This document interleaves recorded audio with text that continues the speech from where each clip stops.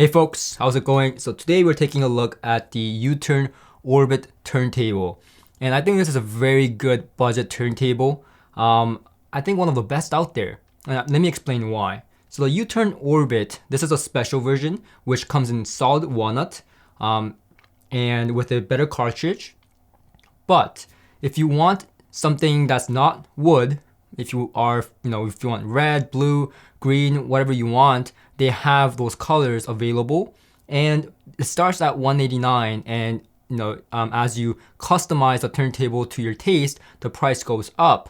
For example, it doesn't come with a Q lever, so which means that, let me open this up here. This lever, right? I don't know if you can see it, but doesn't come with the turntable. It is an option that you can put on there if you are uncomfortable with cueing the record manually. So everything is there for you to customize. Now the only switch you'll see on the Orbit is the on and off switch in the front over here. So if you want to play 33 RPM and 45 RPM, that is manually done with the belt being placed at different places on the motor. So if you see here, the first one is the 33 RPM and the second one is the 45 RPM.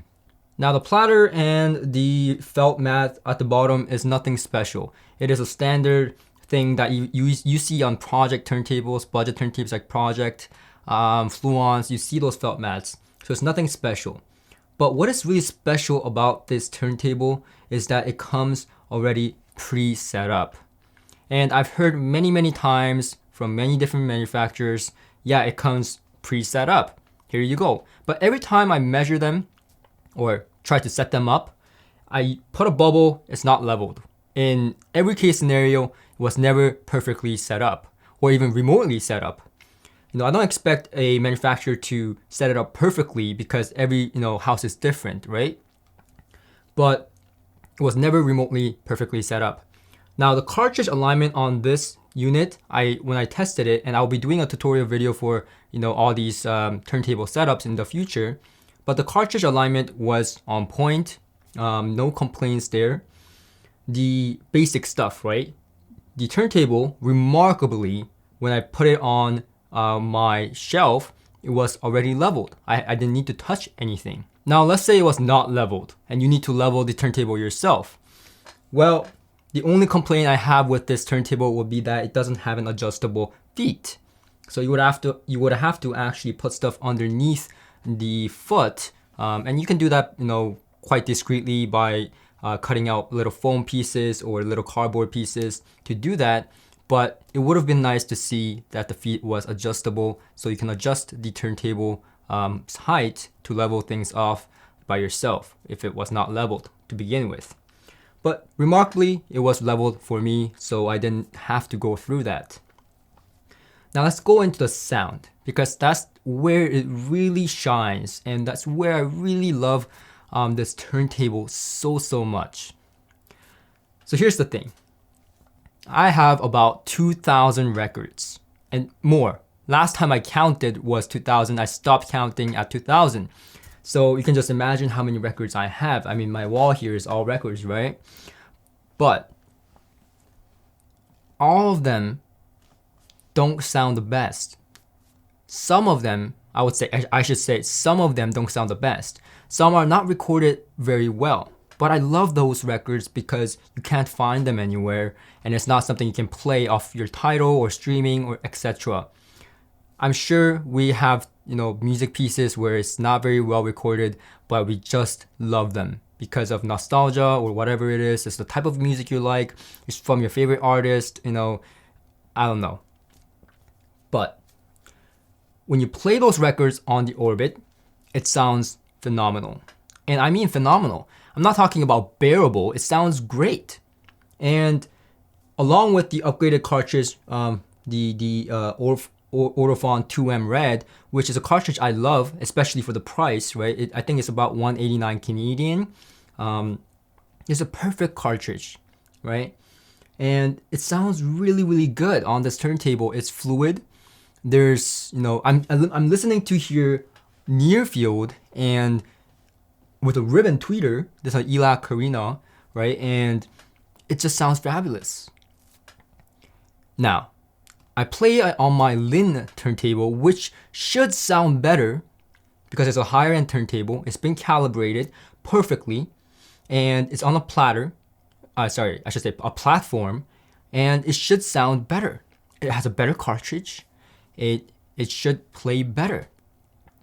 But with higher end turntables, what ends up happening is it becomes more analytical.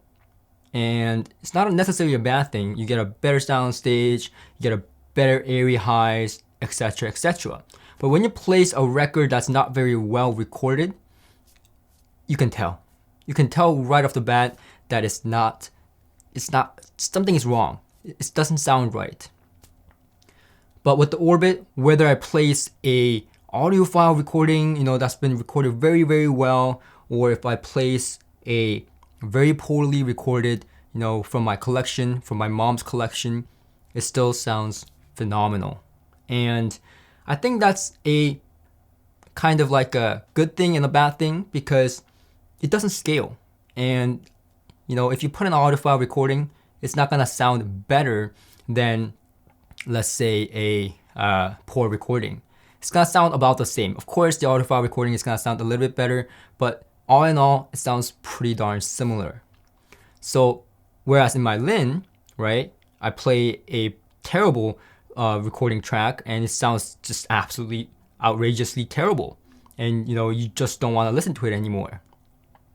Whereas you put an audio file recording and it starts to sound just absolutely beautiful and stunning and much better than the Orbit can ever be. So it's all give and take. And so the Orbit really shines for those who just wants to listen and enjoy vinyl.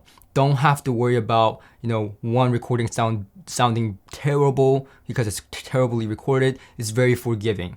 And I think this is a very, very good turntable. It's easy to set up. It came in a box. You just put it on, the platter, the belt. Very easy to set up. And very easy to follow. And it sounds great. Once you have set up, it's just great. Now you can get this with a phono, built-in phono. I opted out of that option because I have my own phono stage. I used the Parasound phono stage. I've used the budget phono stage to test out the different kind of experiences. Of course, a better phono stage sounds better with the Orbit, but it wasn't a huge difference. You can get away with a budget phono stage that's built into this unit, or you can buy from Project or other phono stages that cost about $100, $200. You can get away with it, and it still sounds great. And I'm not talking about for the money. It just sounds great. It's music, right? It just sounds great. The mid-range is just absolutely great. The bass impact is there. The details are there. Of course, it's not gonna be airy and warm and luscious or stuff like that. For a turntable that is dedicated to that purpose. For example, like what can I think of? Lin is supposed to have a very good mid-range, right? Thorin's turntables or stuff like that, or clear audio, very analytical. But here's the thing: this turntable is for those who wants just a good music. Don't have to worry about all that, little details with the cartridge alignment and all that stuff. It's already done for you, and it just sounds great. And that's all I have to say. It just sounds darn good. And when the last test I did was the tracking speed, because that's pretty important, right? So I did the tracking speed, and what do you know? It tracks like 33.3, 1, 2, and sometimes it's a little bit different, 33.4, but it's very close, very, very close.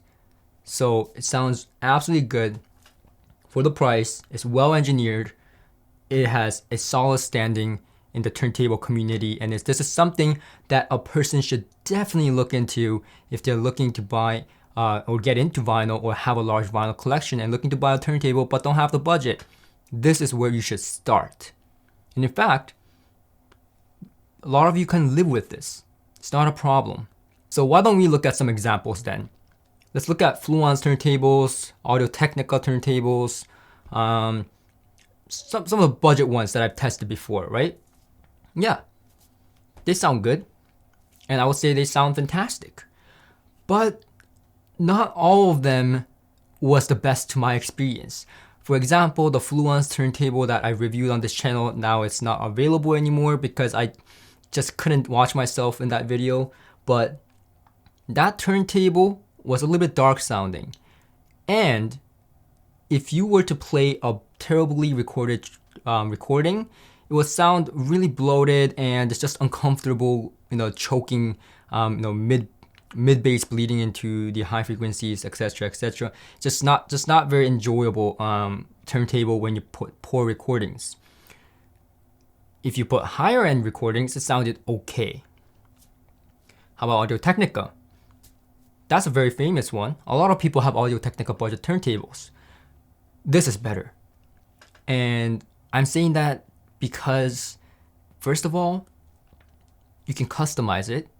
And second of all, overall, Audio-Technica is not really a forgiving turntable.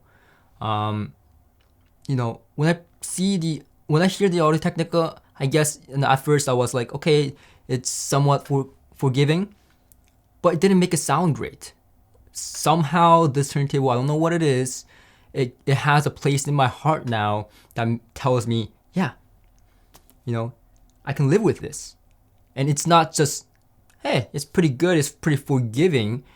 I wouldn't even use the word forgiving in this case because it has this something about them that's more than forgiving.